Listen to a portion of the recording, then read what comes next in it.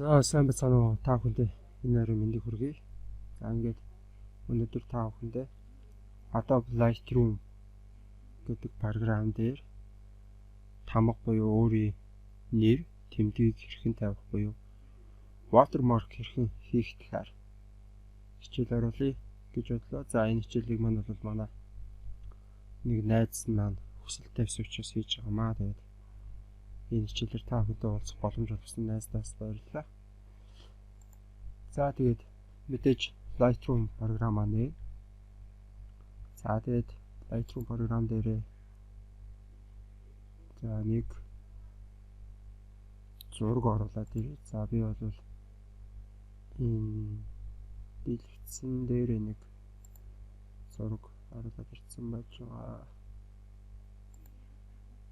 За stop. За нэг зураг import гэдээ оруулаад ирээ. За мэдээж бид нэр Lightroom програм дээр бол зургаа ороод засаад өөрсөн тий. Энэ дээр янз бүрийн тохиргоонууд, эффектүүдийг өгсөний дараа бол бид нэр энийг эргээд гаргах хэрэгтэй болно. Ингээд бол бид нэр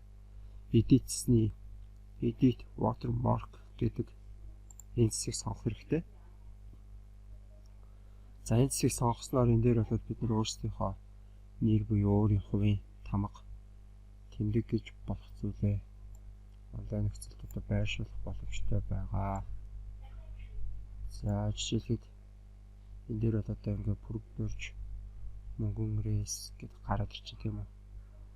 За яг үүнтэй адилханаар бид нэр бас өөр зураг оруулж болно. За энд бол энэ доод хэсэг дээр нэрээ өөрчлөөд бичээд за тэгээд тохиргоогоо голдоо байрлуулах юм уу тий. Голдоо мөн доороо байрлуулах юм уу? Баруун доод болно та. Эсвэл дундаа дээд болно та. Эсвэл голдоо тий. Эсвэл энэ тохиргоонуудаа ингээд өөрөө сонгож өгөх боломжтой байгаа. За би бол ингээд байршуулчих гэж бодож байна. За тэгээд ингээд текст бичвэрээ байрлуулад за тэгээд үүнийг save гэж хадгалчихна. За хадгалахдаа бол энэ дээрээ одоо preset name буюу тухайн гаруй хэсгийн маань гаруй хэсгийн загварынхаа нэрийг оруулж өгнө гэсэн үг. Өөрөөр хэлбэл watermark. За watermark word pst гэж. За үүнийг хадгалаад өгчнө. За тэгээд зураг файл export гэд хадгалахад ингээд хадгалах цонх маань гараад ирнэ. За энэ дээр мэдээж хадгалах байршлаа зааж өгнө. За би дэлгэцэн дээрээ. За тэгээд subfolder-гүйгээр шууд дэлгэцэн дээрээ хадгалъя. За rename file name edit. За custom name гэдэг. За custom text-ийг оруулаад өгчий. За би энэ дээр юу гэж нэрх өгөхөөр нэг гээд дуун гээд. За ингэсний дараа энэ доор бол доошоо гүйлгээд үзэхээр бид нарт энд watermark ашиглах гэдэг хэсэг байж байгаа. Watermark гэсэн тийм. За энийг чагтаад чагтлаад за watermark word pst гэдгийг сонгоод export дараад өгчнө. За ингэсний дараа нэг гэсэн нэртэй за бүрдүүлж мөнгөн рэс гэсэн гонцов ийм бичвэр текстийн зураг бий болно. За хичнээн ч зураг байсан бүх зургийг бол ингээд зэрэг засварлах боломжтой. За дараагийнх нь бол бид нэр edit руугаа ороод edit watermark гээд за тэгээд одоо шууд бэлдсэн тамга буюу эсвэл лого ч юм уу тий өөрийнхөө тэр зүйлийг хэрхэн оруулж болох вэ гэдгийг харъя. За би эндээс өөрийн бэлтгэсэн за миний хувийн ашигладаг нэг тамга тэмдэг байдаг. За энийг ашиглая гэж бодлоо.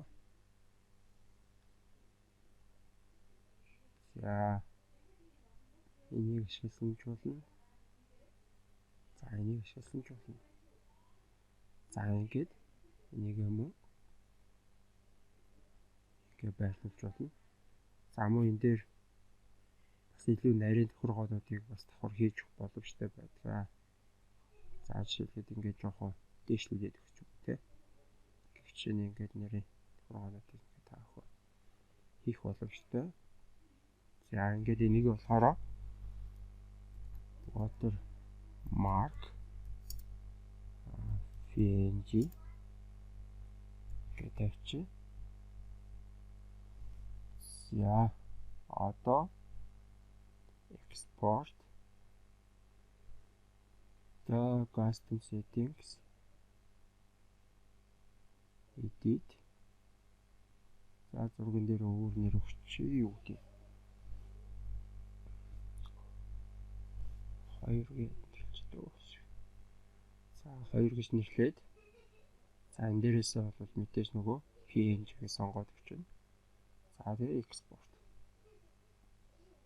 За ингээд 2 гэсэн зурган дээр маань бол за сайн хамруулаад харъя. За нөгөө watermark маань гараад ирсэн байна. Зургийн нэвтрэл маань өөрөө жижиг хэмжээнд бага байгаа учраас энэ жижиг харагдаж байна. За нэг иймэрхүү байдлаар бид нэр бол Adobe Lightroom програмаар бол watermark буюу гарын үсэг өөрийн нэрийн тамга тэмдгийг байршуулахын боломжтой байгаа. За тэгээд өнөөдөр хичээлийн төрөйг өндөрлж байна. За та бүхэнд өөр хэрэгцээтэй мэдхийг хүсэж байгаа, сурахыг хүсэж байгаа, эсвэл ойлгохгүй байгаа зүйл байх юм бол миний YouTube channel хуудас болон Facebook хаяг за пэйж хуудасаар дамжуулаад эсвэл вебсайтаар манд дамжуулаад харьцах боломжтой байгаа. Та бүхэнд амжилт хүсье. Хаалганд бас явбал баярлалаа.